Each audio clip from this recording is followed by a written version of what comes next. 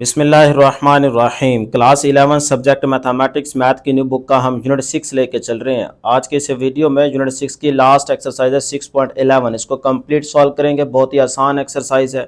Statement वाले question हैं, statement को देख के घबराना नहीं। सोल्यूशन बेटे बहुत ही ईजी है। देखें क्वेश्चन नंबर 1 कहता है sum of rupees 1400 is paid off in 40 installment such that each installment is ₹10 more than the preceding installment. मतलब जो हमारे पास इंस्टॉलमेंट का सम है ना वो कितना है 1400। अब इंस्टॉलमेंट टोटल कितनी है 40, तो 40 इंस्टॉलमेंट का जो सम है ना वो उसने बता दी है। अब कहता है कि हर इंस्टॉलमेंट जो पहली उसने पे की, फिर दूसरी, फिर तीसरी, फिर चौथी, तो पहली के बाद जो अगली दूसरी उसने इंस्टॉलमेंट पे की ना उसमें उसने 10 रुपीज़ का इजाफा किया। फिर उससे अगली जब पे की तो उसमें 10 रुपीज़ का और इजाफा किया। तो इस तरह से वो इजाफा करता गया और वो अपनी इंस्टॉलमेंट पे करता गया। तो 40 इंस्टॉलमेंट का सम उसने बता दिया। Calculate the value of first installment, तो पहली उसने कितनी इंस्टॉलमेंट जमा कराई थी वो आपने फर्स्ट इंस्टॉलमेंट की वैल्यू फाइंड आउट करनी है।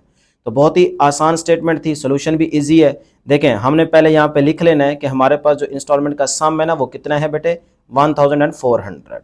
उसके बाद टोटल नंबर ऑफ इंस्टॉलमेंट कितनी है n इज इक्वल टू 40। अच्छा डिफरेंस अगर निकालें, क्योंकि हर इंस्टॉलमेंट में वो 10 रुपीज़ ऐड करता गया है पहली के बाद, ठीक है। पहले जो उसने पे की उसमें फिर अगली पे करने के लिए 10 रुपये का इजाफा कर दिया, फिर उससे अगली जब पे की तो उसमें 10 रुपये का इजाफा कर दिया। तो इसका मतलब अगर हम डिफरेंस निकालें तो सेकंड माइनस फर्स्ट तो वही 10 रुपीज़ का आएगा। फिर इस तरह थर्ड माइनस सेकंड करेंगे फिर भी डिफरेंस 10 रुपीज़ का आएगा। तो ये डिफरेंस आपने लिख लेना है 10। उसके बाद फर्स्ट टर्म आपने फाइंड आउट करनी है, मतलब कि आपने फर्स्ट इंस्टॉलमेंट की वैल्यू बतानी है, तो उसको हम A1 कह लेते हैं। तो अब बेटे सिंपल फार्मूला आपको याद है, वही फार्मूला बस यहाँ पे यूज करें कि sum of installments is equal to n/2 into 2A1 plus n-1 into D. ये फार्मूला आपको बता चुके हैं, ठीक है। तो अब देखें टोटल इंस्टॉलमेंट कितनी थी 40, तो उसका सम जो उसने बता दिया वो कितना है 1400। इसको पुट कर दें, n कितने हैं total installment 40। A1 first term हमने कैलकुलेट करनी है A1 की वैल्यू, तो वो उसको रहने दें A1। n 40 है -1, डिफरेंस कितना आ रहा है 10 आ रहा है, सही है। तो अब इसको ज़रा सॉल्व कर लें। यह आ जाएगा 220 था 40 20, यहाँ से 2A1 40 - 1 39, 39 को 10 से मल्टीप्लाई करें तो 390 आ जाएगा। क्लियर है यहाँ तक। अब ये 20 मल्टीप्लर है, इस साइड पे आके डिवाइड हो जाएगा, is equal to 2A1 plus 390। अब बेटे 390 देखें प्लस हो रहा है, इस साइड पे आके क्या हो जाएगा माइनस हो जाएगा। और 1400 को 20 पे डिवाइड करूँ तो 520 बचता है। क्लियर ना यहाँ तक। ये तो ईजी कैलकुलेशन है, बस सिर्फ देखते जाए। तो अब बेटे 520 - 390 तो 130 बचेगा, इज इक्वल टू 2A1। अब यहाँ से A1 निकाल, A1 अपनी जगह पे 130 डिवाइड बाई 2 करेंगे तो ये आपके पास आएगा 65। तो फर्स्ट इंस्टॉलमेंट जो उसने पे की ना वो क्या थी बेटे 65 रुपीज़ थी। अब इससे अगली जो उसने जमा करानी है A2, उसमें जाहिर सी बात है 10 इसके अंदर ऐड कर देंगे तो वो 75 हो जाएगा। फिर इसके अंदर अगले वाली A3 जब करेगा तो फिर 75 में 10 और ऐड कर देंगे तो वो 85 हो जाएगा। तो इस तरह से वो 40 इंस्टॉलमेंट तक 10 रुपीज़ ऐड करता जाएगा। अब जी क्वेश्चन नंबर 2, ये भी बहुत ही आसान है बेटा, सिर्फ स्टेटमेंट को समझ लें, सोल्यूशन इजी है। कहता है एन इन्वेस्टर इन्वेस्ट ₹150,000, 1,50,000 एक इन्वेस्टर इन्वेस्ट करता है at an annual compound interest. सालाना जो कंपाउंड इंटरेस्ट का रेट है ना वो उसने बता दिया 6%, यानी कि इजाफा हो रहा है 6% का हर साल। कितने सालों के लिए जी 8 ईयर्स, 8 सालों के लिए। 8 सालों के लिए इस रेट पे इधर क्या हो रहा है जी इजाफा होता जा रहा है। Find the total amount will he get after 8 years. 8 सालों के बाद उसने कितनी टोटल अमाउंट हासिल की, वो टोटल अमाउंट आपने कैलकुलेट करनी है। तो स्टेटमेंट तो बहुत ही सिंपल थी। तो जो चीज़ें यहाँ पे दी गई हैं वो पहले मेंशन कर लें। गिवन है जी हमें प्रिंसिपल अमाउंट पी से उसको शो कर लेते हैं, कितनी है 1,50,000। रेट उसने बता दिया 6% है तो उसको आर से शो कर लें। 6% परसेंट का मतलब 1/100 है, तो 6 डिवाइडेड बाई 100 0.06, ये आपके पास रेट की वैल्यू आ गई। अब उसने 8 सालों के बाद टोटल अमाउंट बतानी है ना बेटे, तो टाइम टी कितना आ गया बेटे 8 ईयर्स। सही, इसको एन लिखें या टी लिखें आपकी मर्जी है, क्योंकि फार्मूले में एन यूज होता है, यहाँ पे हम टी यूज कर लेंगे एन की जगह, बस ऐसा भी आप कर सकते हैं। देखिए n is equal to t, ये लेट कर लीजिएगा। अब फार्मूला क्या देखें, amount total amount is equal to principal amount into 1 plus rate whole की पावर क्या है बेटे एन, तो यहाँ पे टी यूज कर लें क्योंकि हमारे पास यहाँ पे एन की जगह हम टी यूज कर रहे हैं टाइम, तो वो आपकी मर्जी है। तो ये है आपके पास फार्मूला या कह लें इक्वेशन। अब इसमें पुटिंग करें सिंपल, आपके पास टोटल अमाउंट का आंसर आ जाएगा। देखें प्रिंसिपल अमाउंट ये दी गई है 1 प्लस आर हमारे पास 0.06 है और होल की पावर टाइम टी कितना है जी 8 पुट कर दें। अब इसको अंदर सॉल्व कर लें, 1 इसके अंदर ऐड करेंगे 1.06 आ जाएगा, होल की पावर 8 है, कैलकुलेटर पे 1.06 की पावर 8 लें तो आपके पास आता है 1.59। इसको आप 1,50,000 से मल्टीप्लाई कर दें तो आपके पास ये आंसर आ जाता है, ये वैल्यू आ जाती है। तो टोटल अमाउंट आपके पास कितनी आ गई 8 ईयर्स के बाद, वो आ गई 239077 रुपीज़। यही बेटे आपका आंसर है। अब जी क्वेश्चन नंबर 3, ये भी इंपॉर्टेंट है, शॉर्ट स्टेटमेंट वाले जितने भी है ना वो इंपॉर्टेंट है इस एक्सरसाइज के question. The population of a town is 40,84,101 at a present, यानी कि पॉपुलेशन की जो टोटल वैल्यू है वो उसने बता दी है at a present, and 5 years ago, 5 साल पहले, इट वाज 32 लाख, यानी कि 5 साल पहले ये वैल्यू थी, इससे 5 साल गुजरने के बाद ये वैल्यू बन गई। इसका मतलब इजाफा हुआ है ना, हर साल इजाफा होता गया है। तो find its rate of increase if it increase geometrically, अगर ज्योमेट्रिकली इजाफा हो रहा है तो फिर आपने 5 सालों का क्या करना है बेटे, rate of increase find out करना है। तो रेट आपने कैलकुलेट करना है कि कितने परसेंट 5 सालों में इजाफा हुआ। तो रेट कैलकुलेट करना है तो सबसे पहले गिवन चीज़ें जो है वो मेंशन कर लें। हमारे पास ये टोटल वैल्यू पॉपुलेशन दी गई ना, उसको पी एन से डिनोट कर लें, और वो हमारे पास है 40,84,101, ठीक है। और उसके बाद 5 साल पहले जो है ना वो आपके पास वैल्यू ये थी, तो इसको मैं रिप्रेजेंट कर लेता हूँ पी ओ से, 5 ईयर्स एगो, ठीक है। तो पी ओ आ जाएगा 32 लैक्स। अब टाइम उसने बता दिया ना कितने, 5 ईयर्स, तो एन कह लो या टी कह लो, आपकी मर्जी है, ठीक है। प्रीवियस क्वेश्चन वाला ही फार्मूला यूज करेंगे। तो एन आपके पास आ गया 5, या कह ले टी आ गया 5। तो आपने फाइंड आउट क्या करना है बेटे, रेट ऑफ इंक्रीज, यानी कि आर आपने फाइंड आउट करना है। लें जी, फिर फार्मूला पीछे वाला ही यूज करें, क्या था, A is equal to P into 1 plus R whole की पावर टी कर लें या एन कर लें, आपकी मर्जी है। मैंने यहाँ पे एन लगा दी है, यही फार्मूला यूज करेंगे। जब भी इजाफा हो तो यहाँ पे प्लस आएगा, और जब जाहिर सी बात है कि नुकसान होगा तो फिर यहाँ पे माइनस आ जाएगा। तो पी एन आपके पास वैल्यू दी गई है, पुट कर दें, पी ओ भी है आपके पास, पुट कर दें 1 प्लस आर, आर हमें चाहिए, एन एन हमें पता है कि 5 ईयर्स है तो 5 पुट कर दें, ठीक है बेटे। इस तरह से पुटिंग कर देनी है आपने इस फार्मूले में। अब देखो ये वैल्यू क्या हो रही है, इसके साथ मल्टीप्लाई, इसके नीचे आके क्या हो जाएगी, डिवाइड हो जाएगी। इधर से बचा 1 प्लस आर होल की पावर 5। लें जी, इसको जरा सॉल्व कर लें, कैलकुलेटर पे आता है 1.27625, और इधर से आप देखें कि 1 प्लस आर होल की पावर क्या है 5। अब इस 5 को ख़त्म करना है तो क्या करेंगे, फिफ्थ रूट, क्यूब रूट ले लेंगे। जिस तरह से स्क्वायर रूट का मतलब क्या होता है 1/2, क्यूब रूट आ जाए तो उसका मतलब 1/3, तो फिफ्थ रूट आ जाए तो आपके पास क्या होगा 1/5।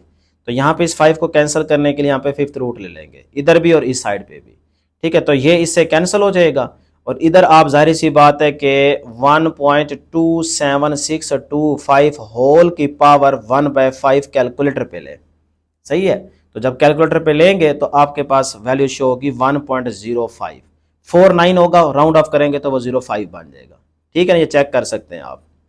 तो इज इक्वल टू, बेटा इधर से क्या बचा 1 प्लस आर बचा। अब देखें हम आर निकाल सकते हैं, तो 1.05 अपनी जगह पे 1 प्लस और इधर आके माइनस हो जाएगा, तो 1.05 माइनस 1 करेंगे तो ये आएगा 0.05। ये आर की वैल्यू आ गई। हमें परसेंट में बताना है तो जाहिर सी बात है इसको 100% से मल्टीप्लाई कर दें, तो 0.05 मल्टीप्लाई 100%, सिंपल। तो ये आपके पास आ जाता है 5%। तो आपका रेट की जो वैल्यू आएगी वो आएगी 5%। अब जी क्वेश्चन नंबर 4, ये भी इंपॉर्टेंट है बेटे, अपनी बुक के ऊपर मेंशन कर लें। इसमें हल्का सा फार्मूले में भी चेंज है लेकिन है ये भी आसान। कहता है determine the total worth of a yearly ₹5,000 investment after 20 years, यानी कि अगर पर ईयर ये आपकी इन्वेस्टमेंट है 5,000, तो 20 सालों के बाद टोटल वैल्यू कितनी होगी if the interest rate is 5% compounded annually. हर साल जो इजाफा हो रहा है उसका उसने इंटरेस्ट रेट बता दिया 5%। तो 5% अगर इंक्रीज करते जाए इसी के अंदर, तो बताओ 20 सालों के बाद टोटल वैल्यू क्या होगी। ये थी स्टेटमेंट, आसान है। तो सोल्यूशन देखिएगा बेटा, इन्वेस्टमेंट उसने बता दी 5,000, इसको पी कह लें, और नंबर ऑफ ईयर्स भी उसने बता दिए 20 ईयर्स, उसको एन कह लेते हैं। रेट ऑफ इंटरेस्ट भी उसने दे दिया 5% है, तो इसकी वैल्यू निकाल लेते हैं, इसको आर से शो करें, 5/100, तो ये आ जाएगा 0.05, ठीक है जी। अब फार्मूले में हल्का सा चेंज है, उसके लिए याद रख लेते हैं, फाइनल वैल्यू हमने बतानी है ना, तो is equal to principal amount, यानी कि ये जो उसने बता दी है पी की value, into 1 plus R whole की power n minus 1 divided by R. अब इसको याद कर ले, रट्टा लगा ले इस क्वेश्चन के लिए, और रट्टा लगाना पड़ेगा, ठीक है, प्रूफ करने की जरूरत नहीं है और ना ही प्रूफ होगा आपसे। तो लिहाजा बस ये फार्मूला इस क्वेश्चन के लिए याद रख लें, और इसके अंदर पुटिंग करेंगे, आपके पास वैल्यू आ जाएगी फाइनल। देखें पी हमें पता है 5,000 है, सही, हर साल जो वो इन्वेस्ट कर रहा है, उसके बाद 1 प्लस आर, आर की वैल्यू हमने निकाली है 0.05, होल की पावर बेटा एन की जगह लगा दें 20, -1 डिवाइड बाय 0.05। लें जी इसको ज़रा सॉल्व कर लेंगे। 1 प्लस इसके अंदर पहले 1 को ऐड कर दें, फिर उसकी पावर 20 ले लें, तो ये आता है आपके पास 2.653। ये -1 एज इट इज 0.05 से डिवाइड कर दें। अब देखें इस चीज़ को पहले सॉल्व कर लें, ऊपर -1 करेंगे तो ये चीज़ आ जाएगी, डिवाइड बाय 0.05 है। अब आप इसको सॉल्व कर लें, 1.653 डिवाइड बाय 0.05, तो ये आता है 33.06। आगे एक दो और भी डिजिट्स होंगे लेकिन कोई नहीं, बस यहाँ तक छोड़ दें। सही है, तो अब इसको सिंपली आप 5000 से मल्टीप्लाई करेंगे तो ये आपके पास आंसर आ जाता है 165300। ठीक है, अब अगर आप बुक के एंड पे देखेंगे ना, थोड़ा सा आंसर इससे डिफरेंट है, लेकिन मेथड यही है, फार्मूला यही होगा। तो ये जो आपका आंसर आ रहा है ना कैलकुलेटर पे, आप यही पुट करेंगे, क्योंकि आगे अगर 3-4 डिजिट्स और लिखेंगे तो बुक वाला आंसर भी आ जाएगा। तो ये भी ठीक है, बिल्कुल 19-20 का फर्क पड़ सकता है। तो ये आपके पास बेटे फाइनल वैल्यू आ गई। अब जी क्वेश्चन नंबर 5 कहता है water tank has a leakage, एक वाटर का टैंक है जो कि लीकेज है। ईच वीक, हर वीक जो है ना, the tank loses 5 gallons of water due to the leakage. Leakage की वजह से ना हर हफ्ते उस टैंक में से 5 गैलन जो है ना पानी वो निकलता रहता है, ज़ाया हो जाता है, लॉस हो जाता है। Initially the tank is full, पहले इनिशियली क्या था, टैंक फुल था। एंड कंटेन्स 2000 गैलन्स, यानी कि 2000 गैलन से उस टैंक को फुल कर दिया गया पानी से। और फिर वो जाहिर सी बात है लीकेज की वजह से हर हफ्ते जो है ना वो 5 गैलन जितना पानी जो है ना वो लॉस कर रहा है। अब आपने क्या चीज़ फाइंड करनी है, number 1, how many gallons are in tank 20 weeks later. ठीक है, यानी कि 20 हफ्ते गुजरने के बाद आप बताएं कि उस टैंक में से कितने गैलन्स पानी जो है ना वो ज़ाया हो चुका होगा। उसके बाद कहता है कि सेकंड पार्ट में how many weeks until the tank is half full, और कितने हफ्ते गुजरने के बाद वो जो टैंक है वो आधा रह जाएगा। इस तरह थर्ड पार्ट में कह रहे हैं कि हाउ मैनी वीक्स, कितने हफ्तों के बाद until the tank is empty, आखिरकार जो टैंक है वो खाली हो जाएगा। तो ये 3 पार्ट्स हैं इस क्वेश्चन के। तो देखें सोल्यूशन स्टार्ट करते हैं। पार्ट नंबर 1 में जो चीज़ कैलकुलेट करनी है पहले वो देखेंगे। Number of gallons lost after 20 weeks, 20 हफ्ते गुजरने के बाद कितने गैलन्स पानी जो है ना वो ख़त्म हो चुका है वो आपने बताना है। तो सिंपली आप क्या करें, 5 को, क्योंकि ये तो पता है ना आपको कि वीक में जो है ना 5 गैलन पानी जो है ना वो ज़ाया हो रहा है, तो 5 को आपने 20 हफ्तों के बाद बताना है, तो 20 को आप 5 से मल्टीप्लाई कर दें सिंपली, तो ये आ जाएगा 100 गैलन्स। ठीक है, उसके बाद गैलन्स आफ्टर 20 वीक्स, अब टोटल उसने जो आपको बताया वो भी देख लें, कितने से भरा था, 2000 गैलन से आपने उस टैंक को भरा था। तो 2000 में से ये 100 माइनस कर देंगे तो आपके पास बेटे क्या आ जाएगा, 1900 गैलन्स आ जाएंगे। तो ये आपके पास है जी 20 हफ्ते गुजरने के बाद ये गैलन्स की तादाद आ गई है 1900। अगर आप बुक के एंड पे देखेंगे तो वहाँ पे 900 है, वो 900 गलत है, ये 1900 आएगा। ठीक है, तो ये पहले पार्ट का आंसर आ गया। उसके बाद सेकंड पार्ट में क्या कहता है, how many weeks until the tank is half full, आधा कितने हफ्तों के बाद रह जाएगा। तो वो भी देख लें, half tank is equal to, बेटे टोटल देखें कितने से भरा था, 2000 टैंक से अपना गैलन से भरा था ना उसको, तो उसको सिंपली 2 पे डिवाइड कर दें, हाफ आ जाएगा। तो ये देखें 2000 डिवाइडेड बाय 2, तो आपके पास बचा 1000। क्लियर। अब देखें एक वीक में कितने गैलन पानी के ज़ाया हो रहे थे, 5, तो इसी 1000 पे आप 5 से डिवाइड कर देंगे तो फिर आपके पास वीक्स आ जाएंगे कि आपके पास कितने वीक्स के बाद टैंक जो है वो हाफ रह जाएगा। तो ये देखें, number of weeks to loss 1000 gallons is equal to, बेटे 1000 को 5 पे डिवाइड कर दिया सिंपली, तो आपके पास क्या आता है 200। तो 200 वीक गुजरने के बाद आपके पास जो टैंक है वो आधा रह जाएगा। थर्ड वाले पार्ट में क्या कहता है, थर्ड वाले पार्ट में कहता है कि कितने हफ्ते गुजरने के बाद टैंक जो है ना वो बिल्कुल ही खाली हो जाएगा। तो अगर 200 वीक्स गुजरने के बाद हाफ है तो फिर इसका डबल कर लें, तो इसमें 200 और ऐड करेंगे तो 400 बन जाएगा। तो 400 वीक्स गुजरने के बाद वो टैंक बिल्कुल ही खाली हो जाएगा। लेकिन फार्मूला यूज़ करना तो देखें सिंपली, टोटल गैलन्स आपके पास 2000, इससे टैंक आपने फुल किया था। लॉस इन वीक आपके पास कितने हो रहे थे, 5 गैलन्स वीक का लॉस हो रहा था। तो number of weeks to loss 2000 gallons, क्योंकि 2000 गैलन सारा पानी खत्म करें ना, तो उसके लिए आपने बताना है कि कितने हफ्तों के बाद खत्म हो जाएगा। तो इसी 2000 को 5 पे डिवाइड कर दें सिंपली, तो आपके पास क्या आ जाएगा, 400 आ जाएगा, या उस 200 में 200 ऐड कर दें तो 400 आ जाएगा। ठीक है, तो ये बड़ा ही आसान था। देखने में ऐसे लगता है कि यार ये मुश्किल होगा, लेकिन देखें कितना ही सिंपल और आसान था। बस सिर्फ आपने फर्स्ट पार्ट सॉल्व करना है, उसके बाद आगे आपके पास बहुत ही दोनों पार्ट्स ईजी थे। तो ये आपके पास इंपॉर्टेंट भी है, इसके कोई 1-2 पार्ट भी वो दे सकता है पेपर में। ठीक है ना। अब जी क्वेश्चन नंबर 6 कहता है drug company has manufactured 7 million doses of a vaccine to date, यानी कि कंपनी पहले से ही 7 मिलियन डोज जो है ना वो मैन्युफैक्चर कर लेती है। दे प्रॉमिस एडिशनल प्रोडक्शन, जो additional production at a rate है वो है 1.4 million doses over the next year. अब इसमें भी 3 पार्ट्स हैं। पहले पार्ट में क्या चीज़ फाइंड करनी है वो देखें, how many doses of vaccine in total will have been produced after a year, यानी कि 1 साल के बाद आपने टोटल डोज की वैल्यू फाइंड आउट करनी है। इस तरह सेकंड पार्ट आएगा, उसमें भी देखते हैं, और थर्ड पार्ट में। पहले फर्स्ट पार्ट को सॉल्व कर लेते हैं। देखिए बेटे, इनिशियल डोज जो मैन्युफैक्चरिंग हुई है वो आपको बता दी उसने 7 मिलियन, उसको मेंशन कर लें। एडिशनल डोजेज जो मैन्युफैक्चर हुई है वो आप देख लें कि कितनी है, 1.4 मिलियन।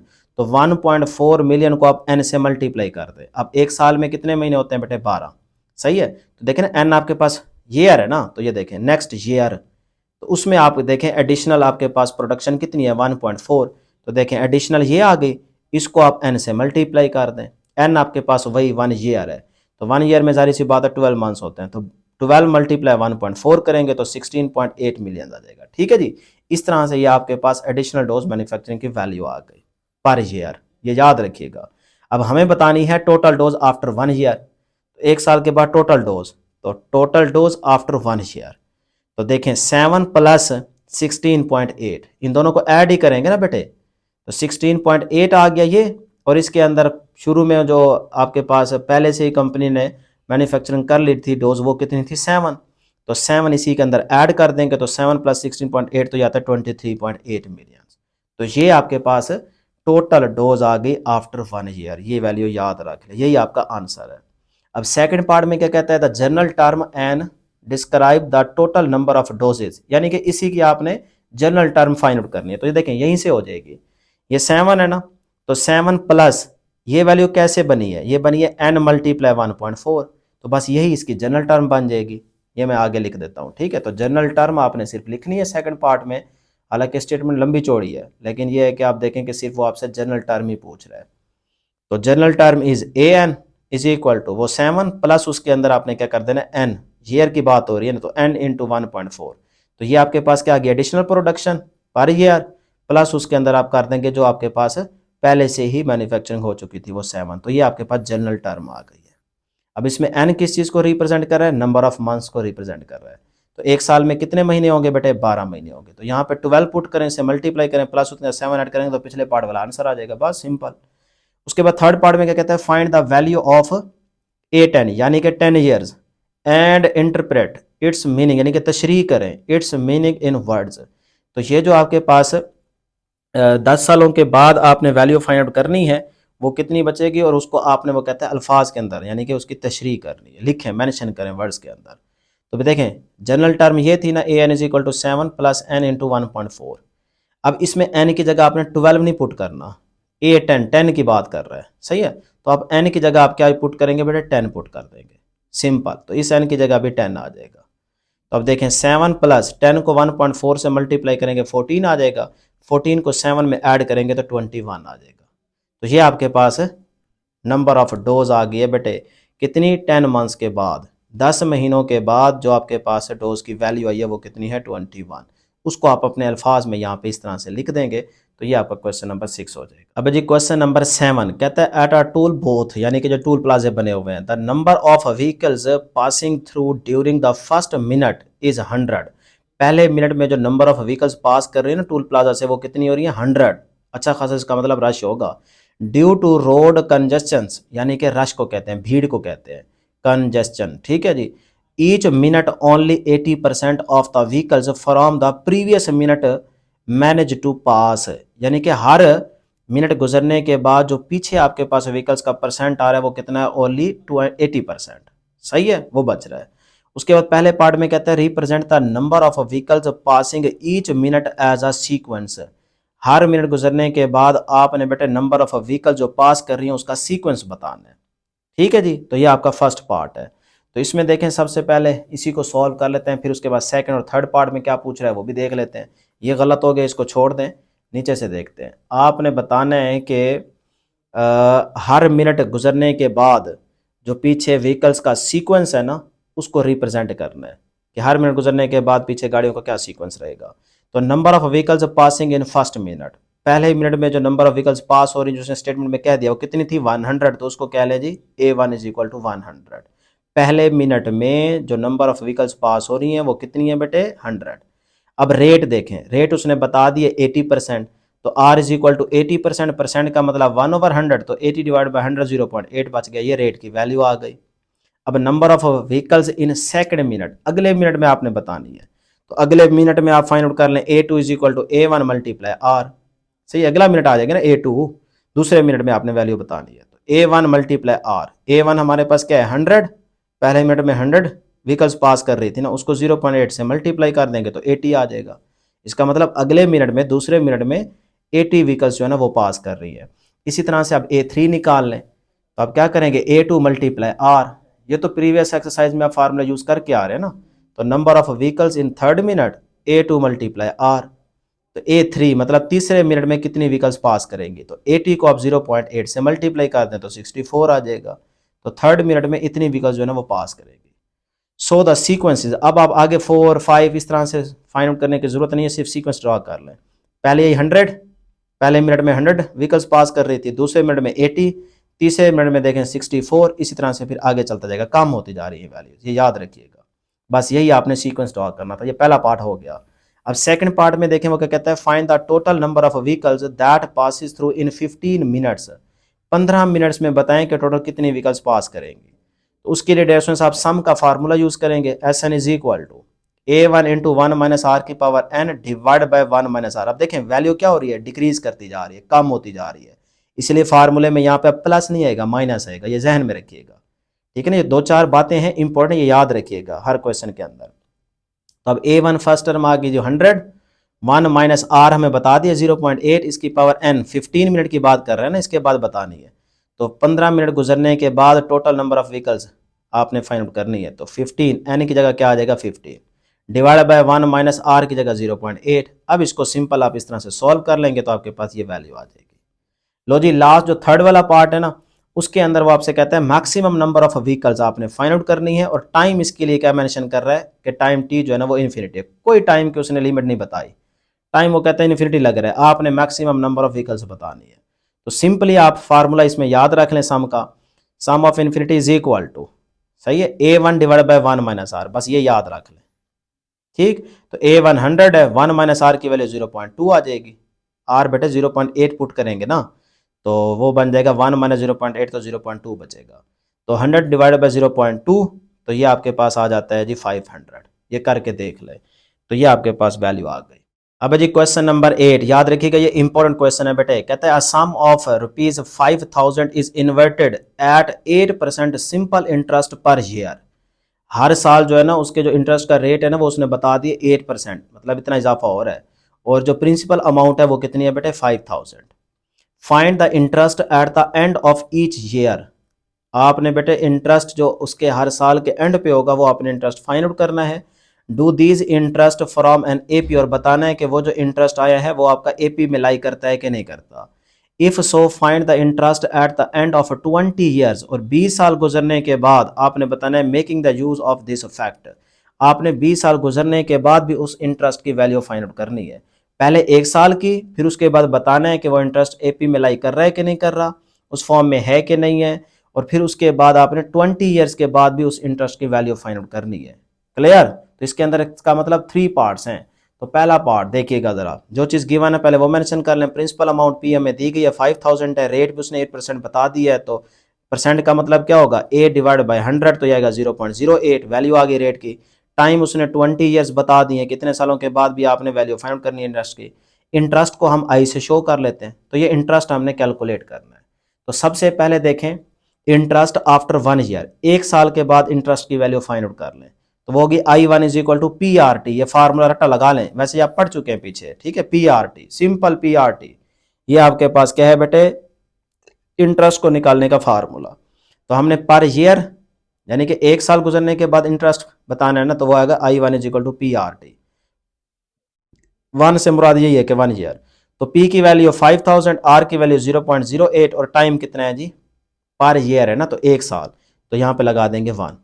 ठीक, अब इसको मल्टीप्लाई करें 400 आ जाएगा, तो ये आपके पास 1 साल के बाद जो इंटरेस्ट की वैल्यू आई वो आई 400। इसी तरह से आप अगले साल के लिए निकालेंगे, तो सिमिलरली I2 इंटरेस्ट अगले साल का, अब वो जो दूसरा साल होगा वो भी तो एक ही है ना, एक साल है ना दूसरा, इनको ऐड नहीं करना। अब टी की जगह टू नहीं लगा देना, ये ध्यान में रखिएगा। देखो ये पहले साल का है ना, तो एक साल का ये है, फिर अगला जो साल होगा वो भी तो एक ही साल है ना, तो उसमें टी भी क्या रहेगा, 1 रहेगा, ये ध्यान में रखिएगा। और पी आर टी पुटिंग कर दें, अब भी क्या आ रहा है, 400 आ रहा है। इसी तरह से अगले तीसरे साल के लिए, तो अब जब तीसरे साल का निकालेंगे तो टी की जगह 3 नहीं पुट करना, फिर भी 1 नहीं, क्योंकि तीसरा साल भी तो एक ही है ना। बात समझ रहे हैं कि नहीं? इसमें देखें, पहला साल का मतलब 1, दूसरा साल जो है वो है दूसरा लेकिन है तो एक साल ना, इसी तरह जो तीसरा साल होगा वो है तो एक साल ना, तो इसीलिए टी की जगह 1 ही रहेगा। तो फिर इस तरह से आप एक सीरीज बना लें, I1 I2 I3 and so on I20 तक आप चले जाएंगे। तो अब I1 कितना है 400, I2 भी क्या रहेगा 400, I3 भी क्या रहेगा 400 एंड सो ऑन, I20 भी क्या रहेगा 400। तो ये आपके पास इस तरह से एक सीक्वेंस बन गया। क्लियर? अब सेकंड पार्ट में हम बताते हैं जी, वैसे तो उसने वैल्यू बता दी ना इंटरेस्ट की, 400 आ गई बस एक साल में, तो वो आपको आंसर मिल गया है। अब वजह सेकंड पार्ट में वो कहता है check for the arithmetic progression, यानी कि देखें वो कहता है जो आपका इंटरेस्ट आया है पर ईयर वो एपी में लाई करता है कि नहीं करता। तो ये मैंने एक सीरीज बना ली ना, सीक्वेंस यहाँ पे सेट हो गया ना, अब इसको चेक कर लेते हैं कि ये एपी में लाई करता है कि नहीं करता। तो एपी के लिए आपको कंडीशन याद है, एपी के लिए क्या कंडीशन थी कि डिफरेंस सेम होना चाहिए। तो देखें second term minus first term क्या आएगा डिफरेंस 0, 400 माइनस 400 0 आ जाएगा। फिर third term minus second term करेंगे तब भी डिफरेंस क्या आ जाएगा 0। तो इसका मतलब डिफरेंस क्या आ रहा है, सेम आ रहा है। तो यहाँ पे ये एपी की कंडीशन अप्लाई हो रही है, तो लिहाजा ये आपका जो इंटरेस्ट है ये बिल्कुल एपी में लाई करता है। तो आप आंसर देंगे यस में, इस तरह से लिख देंगे। अब आ जाए लास्ट पार्ट में, क्या कह रहा था, interest at the end of 20 years. ठीक है, तो 20 ईयर्स का आपने इंटरेस्ट निकालना है, तो उसके लिए बेटे देखें फार्मूला आपको याद है, S n is equal to n over 2 into A1 plus AN, ये भी पढ़ा चुका हूं। तो एन की जगह आप 20 लगा दें, 20 ईयर्स की बात कर रहे हैं ना, तो 20 लगा दें। तो एन की जगह 20, इस एन की जगह भी 20, A1 फर्स्ट आपके पास टर्म क्या है 400, तो 400 पुट कर दें, और लास्ट वाली भी क्या है 400, तो 400 पुट कर दें। तो ये हो जाएगा 800, इधर से 2 10 द 20, 10 को 800 से मल्टीप्लाई करें तो 8000 आ जाएगा। ये आपके पास वैल्यू आ गई। अब जी क्वेश्चन नंबर 9 कहता है machine is purchased for ₹20,000, depreciates at 6% per annum. Per annum जो है ना वो उसके अंदर कमी आती है कितनी बेटे 6%। टोटल वैल्यू आपके पास 20,000 है, याद रखिएगा। For the first 4 years and after that 8%। अच्छा पहले 4 सालों तक तो ये परसेंट रहेगा, फिर आगे कहता है after that 8% per annum for the next 6 years, अगले 6 सालों के लिए पर एनम जो रेट है ना वो क्या रहेगा 8% रहेगा। अब इसके लिए पहले अलग सॉल्व करेंगे फिर इसके लिए अलग करेंगे। Depreciation being the calculate on diminished का वैल्यू, यानी कि वैल्यू देखें क्या होती जा रही है, डिक्रीज होती जा रही है, तो होते होते होते खत्म होती जा रही है ना, तो उस पर आपने क्या करना है, उस वैल्यू को कैलकुलेट करना है जो खत्म हो रही है। Find the value of machine after a period of 10 years, तो 10 साल गुजरने के बाद आपने उसकी वैल्यू मशीन की बतानी है। ठीक है जी, तो स्टेटमेंट बहुत ही आसान थी। देखें सबसे पहले ना आप ये जो 6% है ना पर एनम जो कमी आ रही है उसके हिसाब से आप यहाँ पे 4 ईयर्स की वैल्यू निकाल लें। देखें ना फर्स्ट 4 ईयर्स, तो 6% पे फर्स्ट 4 ईयर्स की बात कर रहा है। तो देखें बेटे वैल्यू V1 कितनी दी गई है 20,000, वो मेंशन कर दें। R1 इस पे रेट कितना बताया गया है 4 ईयर्स के लिए, वो है R1 is equal to 6%। 6% percent का मतलब 1/100, तो ये इसको सॉल्व करें तो 0.06 आ जाता है। ठीक है जी, 6% रेट दिया गया 4 ईयर्स के लिए, तो टाइम कितना है 4 ईयर्स, तो मैंने वो चीज़ यहाँ पे लिख ली। अब देखें इसके लिए फार्मूला आप यूज़ करें सिंपल, V4 यानी कि यहाँ n था ना, n की जगह 4 लगा दें, तो V4 is equal to V1 into 1 minus R। अब देखो मैं प्लस नहीं लगा रहा यहाँ पे, ये पीछे वाला ही फार्मूला जो क्वेश्चन नंबर 2 3 में यूज़ कर चुके हैं, ये वही फार्मूला है बेटे, सिर्फ यहाँ माइनस इसीलिए लगा रहा हूँ, पीछे प्लस था यहाँ पे माइनस लगा रहा हूँ क्योंकि यहाँ पे कमी आ रही है। ठीक है, अब इजाफा नहीं हो रहा, जब इजाफा होगा तो प्लस, जब कमी होगी तो फिर माइनस लगाएंगे, और ऊपर चाहे टी लगाएं चाहे एन लगाएं आपकी मर्जी है। अब इसमें वैल्यू पुट कर दें, बस 4 ईयर्स की आपके पास वैल्यू आ जाएगी। तो V1 कितना है 20,000, 1 माइनस R रेट हमारे पास कितना है 0.06, होल की पावर टी कितनी आ जाएगी बेटे 4, या एन लिख ले या टी लिख ले। अब इसको सॉल्व कर लें तो ये आपके पास आंसर आ जाता है। तो ये देखें 4 ईयर्स के बाद जो वैल्यू रहेगी ना वो ये बचेगी। अब आ जाए जी फॉर द नेक्स्ट 6 ईयर्स। ठीक है, ये देखें फॉर नेक्स्ट 6 ईयर्स पे जो रेट है वो है 8%। तो अब इस चीज़ को सॉल्व करते हैं, इसके लिए हमें 10 सालों के बाद वैल्यू फाइंड आउट करनी है। तो ये देखें जी पहले लिखें फॉर नेक्स्ट 6 ईयर्स, टाइम कितना आ जाएगा बेटे 6 ईयर्स, R2 रेट कितना है 8%, 8 डिवाइड बाई 100 तो ये आ जाएगा 0.08। अब हमने बतानी है 10 सालों के बाद उसकी value.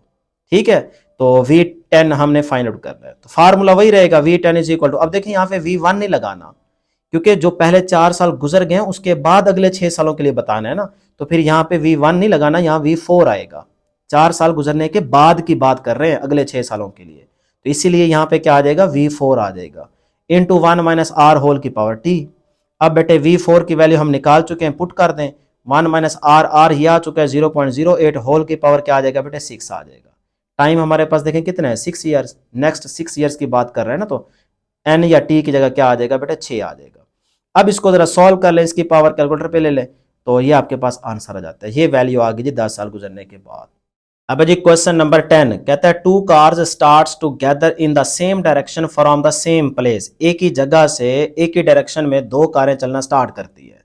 The first goes with uniform speed, पहली कार जो है ना वो यूनिफॉर्म स्पीड से मूव करती है of a 20 kilometre per our, यानी कि ये है स्पीड पहली कार की 20 किलोमीटर पर आवर, और इसकी स्पीड यूनिफॉर्म है, इसकी स्पीड में किसी किस्म का चेंज नहीं आ रहा। The second goes at the speed of 12 kilometre per our in the first hour, पहले घंटे में जो दूसरी कार की स्पीड है वो है 12 किलोमीटर पर आवर पहले घंटे में, and increases the speed by 1 kilometre per hour each succeeding hour, अगले हर घंटे में उसकी स्पीड में इजाफा होता जा रहा है। कितना बेटे, हर घंटे में 1 किलोमीटर पर आवर की स्पीड इंक्रीज करती जा रही है वो कार सेकंड वाली। आफ्टर हाउ मैनी आवर्स, कितना घंटे गुजरने के बाद, will the second car overtake the first car if both cars go non stop, अगर दोनों कारें नहीं रुकती तो बताएं कि कितने घंटे गुजरने के बाद सेकंड कार जो है ना वो फर्स्ट वाली कार को ओवरटेक करेगी। तो आपने बेसिकली टाइम फाइंड आउट करना है। बात समझ आ गई? स्टेटमेंट तो बहुत ही सिंपल थी कि 2 कारें हैं एक ही जगह से एक ही डायरेक्शन में जा रही हैं, पहली कार की जो स्पीड है वो यूनिफॉर्म है 20 किलोमीटर पर आवर, उसकी स्पीड में इजाफा नहीं हो रहा, कांस्टेंट है, और जो सेकंड कार है ना उसकी पहले घंटे में स्पीड 12 किलोमीटर पर आवर है, फिर हर घंटे में उसकी स्पीड बढ़ती जा रही है 1 किलोमीटर पर आवर से। ठीक है, आप बताएं कि कितने घंटे गुजरने के बाद जो सेकंड कार है वो पहले वाली कार को ओवरटेक करेगी, तो टाइम आपने फाइंड आउट करना है। अब बेटे सोल्यूशन स्टार्ट करते हैं, पहले देखें जो चीज़ गिवन है वो मेंशन कर लें। फर्स्ट कार की स्पीड दी गई है ना 20 किलोमीटर पर आवर, सही है। अब यहाँ से डिस्टेंस की इक्वेशन बना लें, क्योंकि हमारे पास ना तो टाइम है और ना ही डिस्टेंस है, सिर्फ स्पीड बता दिया उसने, तो हम यहाँ से टी को निकालने के लिए पहले डिस्टेंस की इक्वेशन बनाएंगे। तो ये देखें जी, पहली कार की डिस्टेंस की इक्वेशन क्या होगी, v मल्टीप्लाई टी, डिस्टेंस क्या होता है v multiply by t. Speed का फार्मूला याद है ना, फिजिक्स में पढ़ा चुके हैं, v is equal to s over t, तो एस डिस्टेंस आ गया, टी इधर v के साथ आके मल्टीप्लाई हो गया। क्लियर? तो distance is equal to v कितना है 20, ये लिख दें, यूनिट साथ में ना लिखें कोई मसला नहीं है, तो 20 मल्टीप्लाई बाई टी। अब देखें टी है ही नहीं, अगर टी होता तो डिस्टेंस बता सकते थे, लेकिन हमारे पास ना तो टी है ना डिस्टेंस है, लिहाजा ये बन गई क्वेश्चन नंबर 1। तो फर्स्ट कार के लिए इक्वेशन 1 बन गई डिस्टेंस की। अब इसी तरह से डिस्टेंस की इक्वेशन निकालेंगे सेकंड कार के लिए। तो फॉर सेकंड कार स्पीड उसने बता दी सेकंड कार की कितनी है बेटे, फर्स्ट आवर में 12 किलोमीटर पर आवर, 12। अब अगले हर घंटे में इजाफा होता जा रहा है 1 का, तो 12 के अंदर 1 ऐड करेंगे 13 बन जाएगा। फिर इसी तरह से 1 किलोमीटर पर आवर अगले घंटे में इजाफा होगा, तो वो 13 के अंदर 1 ऐड करेंगे 14 बनता जाएगा। फिर अगले घंटे में इस तरह से 15, 16, इस तरह ये चलता जा रहा है, उसने एंड नहीं बताया ना। तो ये आपके पास सेकंड कार की स्पीड का सीक्वेंस बन गया। अब इसकी अगर जनरल टर्म आपने निकालनी हो तो बहुत ही simple, A n is equal to A one plus n minus one into D. अब ए वन फर्स्ट टर्म क्या है 12, पुट कर दें, एन माइनस एन तो पता ही नहीं है ना, डी डिफरेंस निकालें, 13 माइनस 12 1 आएगा, 14 माइनस 13 करेंगे तब भी 1 ही आएगा, तो डिफरेंस क्या आएगा 1 आएगा। पुटिंग कर दीजिए। अब देखो 12 प्लस एन माइनस 1 को 1 से मल्टीप्लाई करेंगे तो एन माइनस 1 ही रहेगा ना। अब 12 माइनस 1 11 बन जाएगा, तो 11 प्लस एन, ये आपके पास जनरल टर्म आ गई है इस सेकंड कार की स्पीड के लिए। अब आप पुट करके देख लें, एन की जगह जब आप 1 पुट करेंगे तो 11 प्लस 1 12 हो जाएगा, पहली टर्म आ गई। फिर इस तरह एन की जगह 2 पुट करेंगे तो 11 प्लस 2 13 आ जाएगा, ये नेक्स्ट टर्म आ जाएगी। इस तरह आगे चलते जाएंगे तो ये आपके पास सीक्वेंस आता जाएगा। ठीक है, इसका मतलब जनरल टर्म बिल्कुल ठीक हमने निकाली है।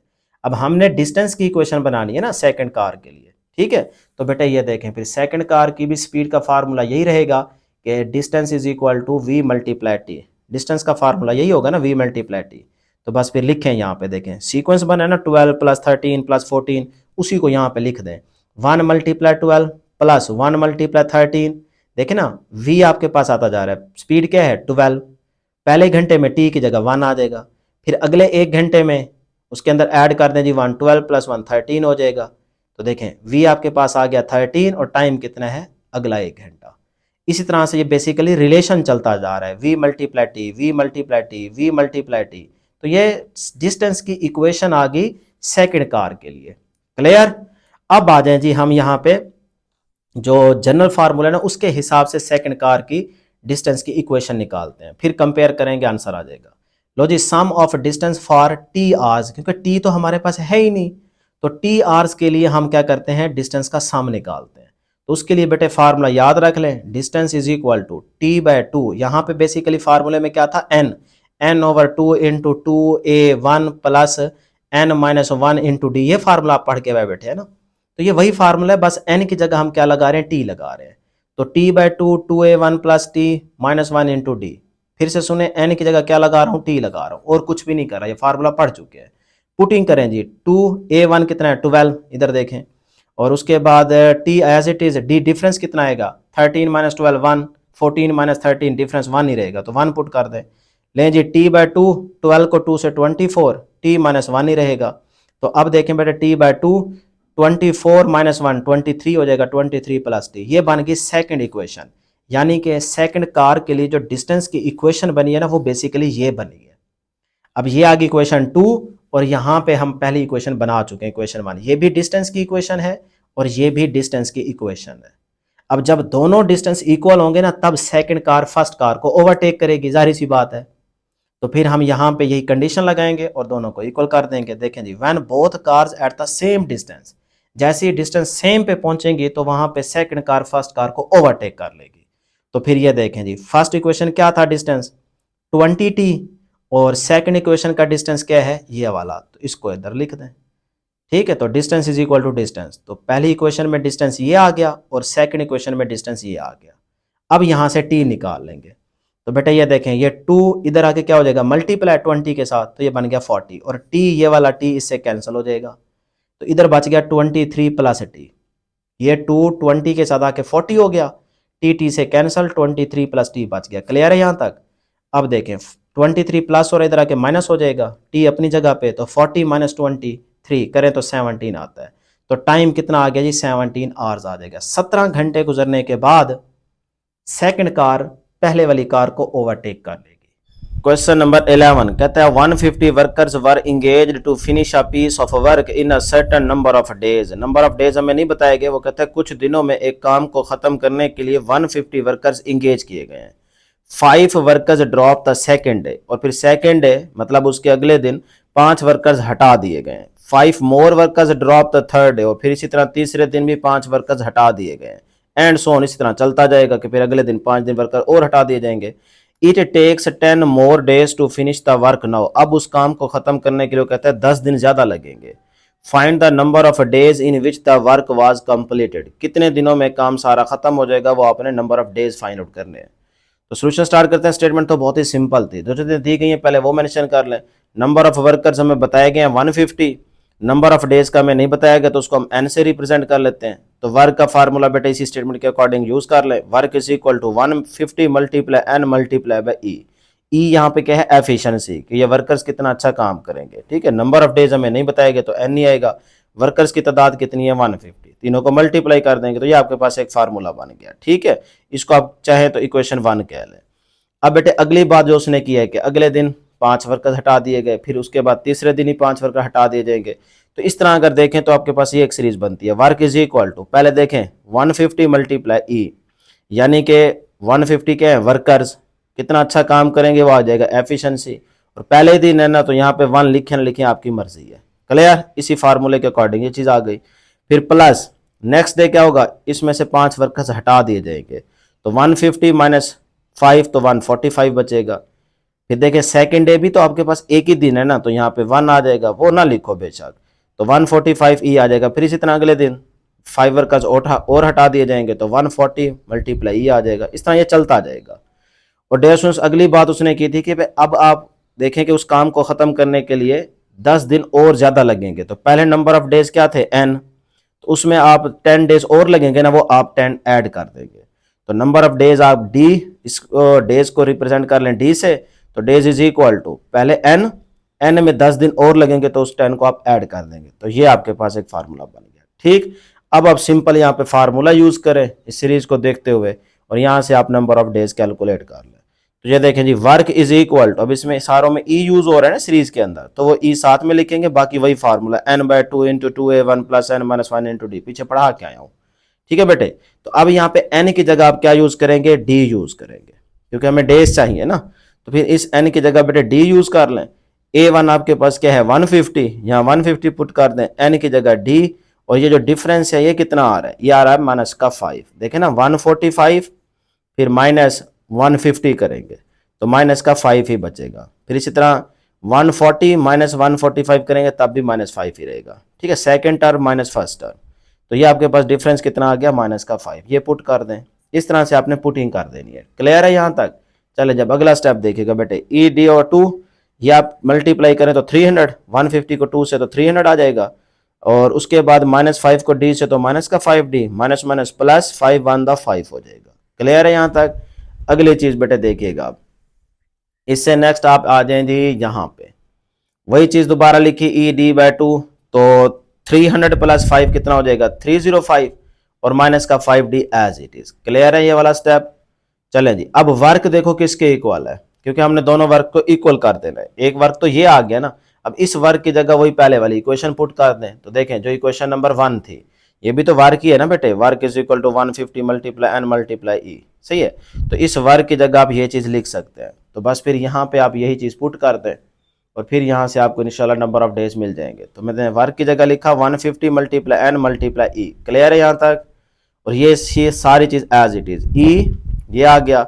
अब डी डेज देखें क्या थे n प्लस 10, पीछे बता के आया हूँ। ठीक है, ये देखें यहाँ पे d किसके इक्वल है n प्लस 10, तो बेटा यहाँ पे n प्लस 10 d की जगह पुट कर दें, तो d की जगह आ जाएगा n प्लस 10 और ये वाला 2 एज इट इज। आगे चलें जी, 305 माइनस 5 d की जगह n प्लस 10। क्लियर? अब इसको सॉल्व करते हैं, ये ई से हो जाएगा कैंसल, 150 n है ना। अब जरा गौर से देखिएगा बेटा, ये जो 2 डिवाइड हो रहा है ना, ये इधर आके 150 से मल्टीप्लाई हो जाएगा, तो 300 बन जाएगा, 300n इज इक्वल टू, और ये n प्लस 10 इंटू 305 माइनस 5, इस 5 को अंदर मल्टीप्लाई कर दें, माइनस का 5n से तो minus 5n, plus minus minus 5 को 10 से तो 50 आ जाएगा। ये स्टेप क्लियर है? चले जी, 300n n प्लस 10 305 माइनस 50 कितना बचेगा 255, और माइनस का 5n, ये भी क्लियर हो गया। 300n इज इक्वल टू, बेटे अब आप यहाँ पे देखें कि इनको अंदर मल्टीप्लाई कर दें, पहले n को 255 से मल्टीप्लाई करेंगे तो 255 n ही आएगा, फिर उसके बाद 10 को 255 से करेंगे तो 2550 आ जाएगा, फिर उसके बाद n को माइनस 5n से करेंगे तो माइनस 5n स्क्वायर आ जाएगा, फिर 10 को माइनस 5n से करेंगे मल्टीप्लाई तो माइनस का 50n आ जाएगा। ठीक है, इस तरह से आपने मल्टीप्लाई कर देना।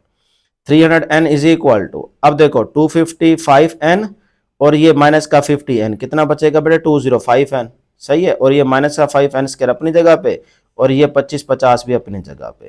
क्लियर है ये स्टेप?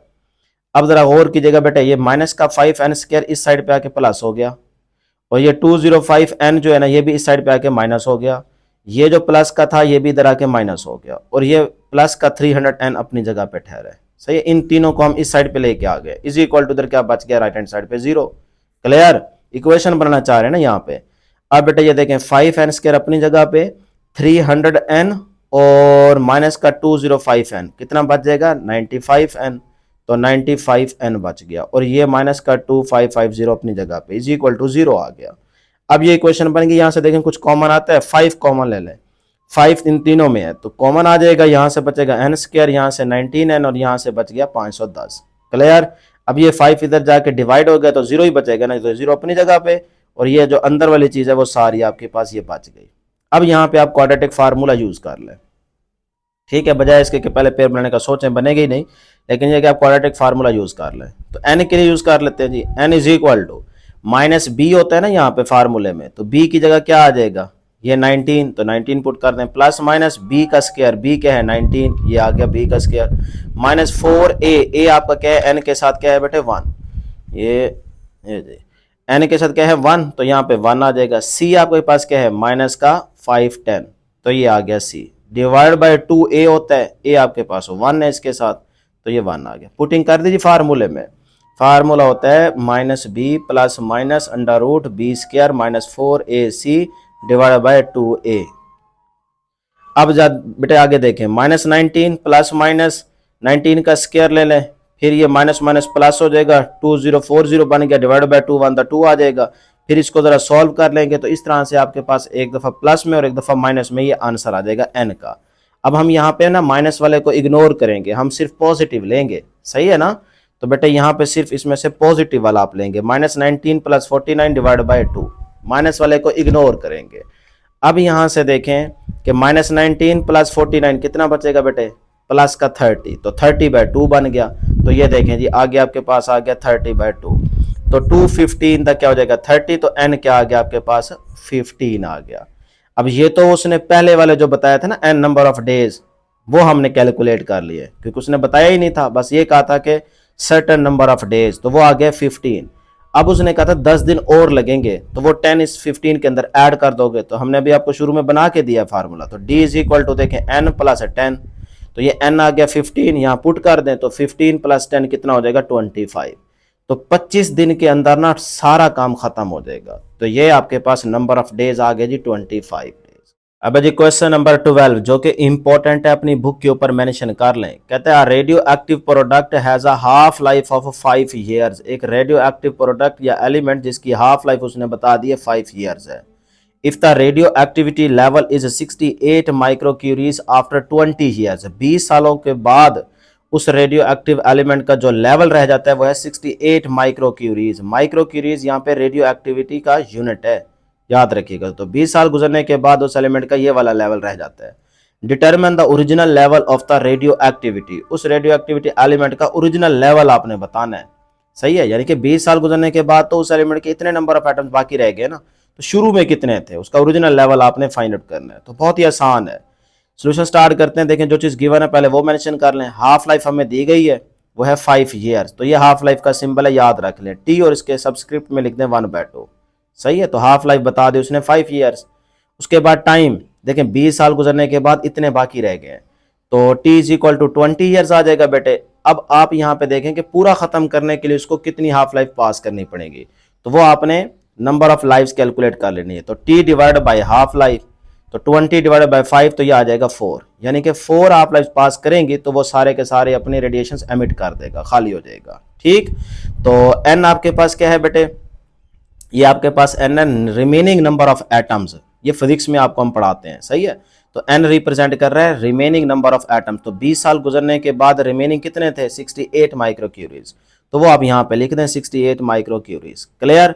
तो हमने original number of atoms find out करने हैं। तो एज वी नो दैट, जैसा कि हम जानते हैं फिजिक्स में ये फार्मूला आप पढ़ के आए बैठे हैं क्लास 10th के अंदर, सही है ना। 10th का जो लास्ट वाला चैप्टर था उसमें आपको बेटा ये फार्मूला हमने पढ़ाया था और उसका ग्राफ भी समझाया था हाफ लाइफ का, बड़ी डिटेल से चीज़ें समझाई थी।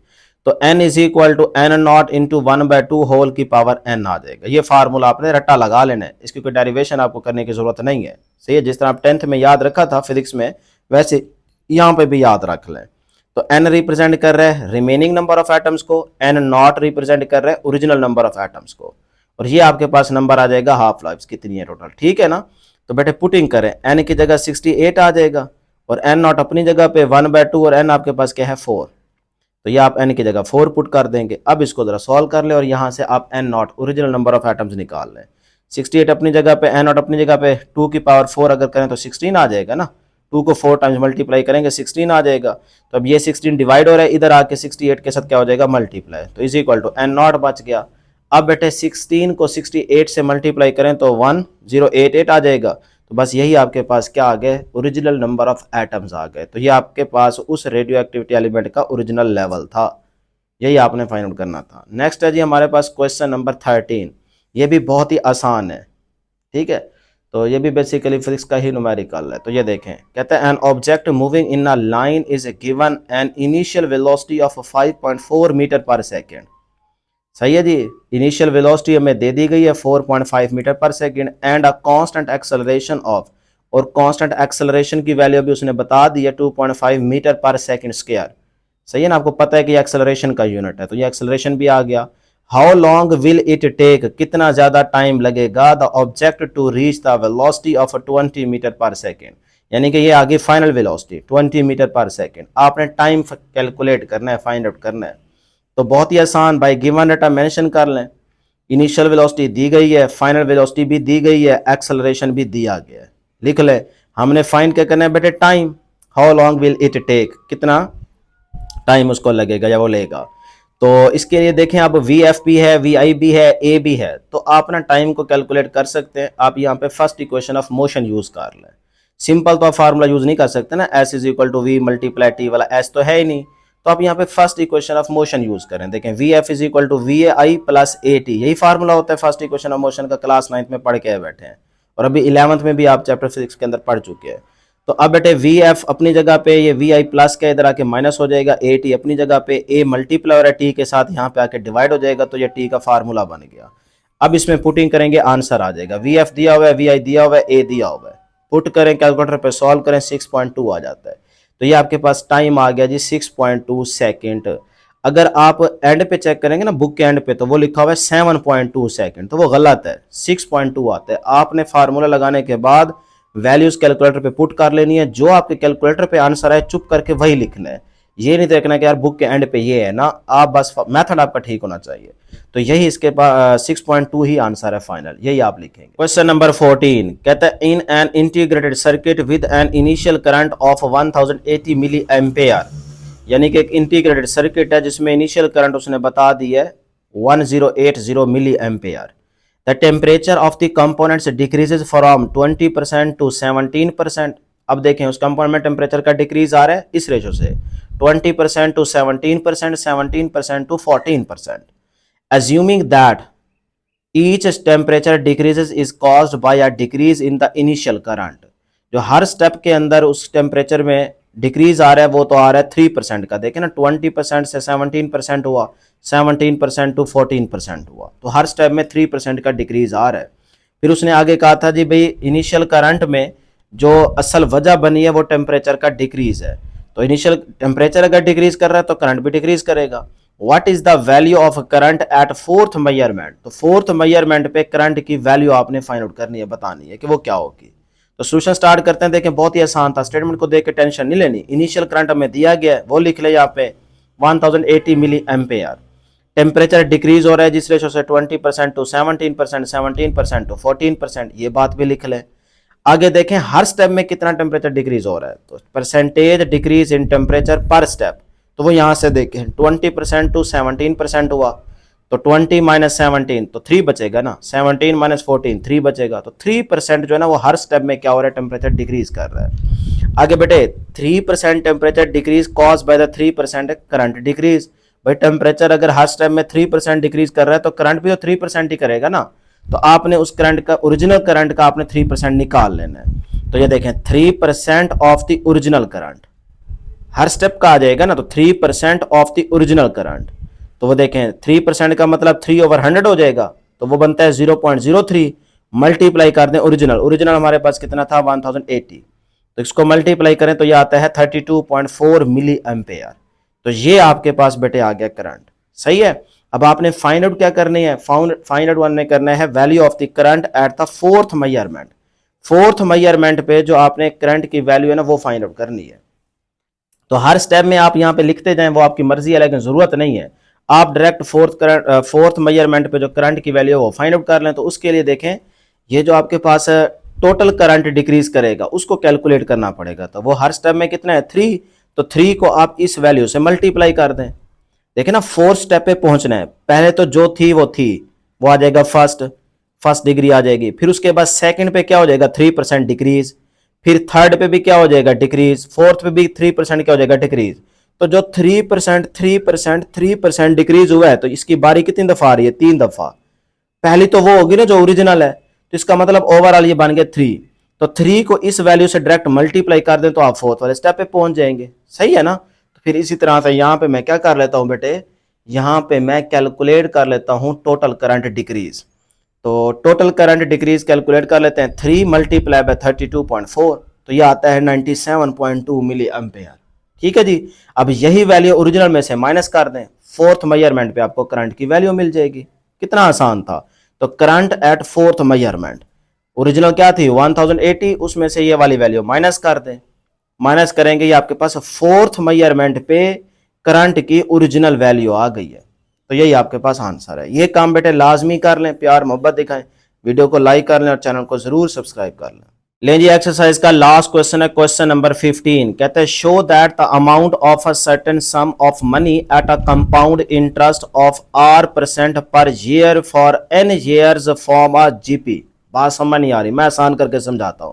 कहता है n ईयर्स के लिए पर ईयर ये इंटरेस्ट रेट उसने बता दिया R% है, तो उस सर्टेन मनी का सम जो है ना वो शो करें कि वो जीपी की एक फॉर्म है। ये है स्टेटमेंट का मतलब।